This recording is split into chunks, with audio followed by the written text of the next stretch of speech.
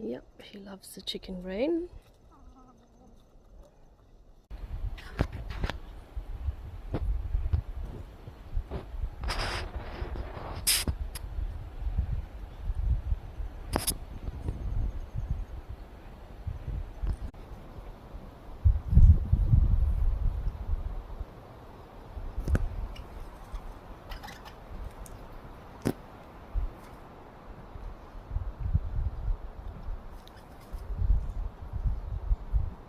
That's a juvenile. That's not an adult rosella. That's why he's got a bit of green in there.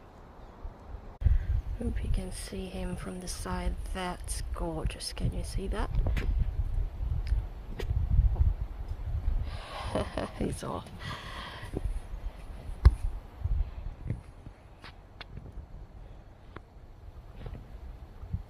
Mate from his flock, not a mate but another member of his flock, and that's the usual coloring, and this is his coloring. Very unusual and beautiful.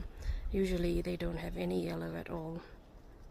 And here's a juvenile right here. You can see that they've got the red and green and a little bit of blue coloring, but no yellow.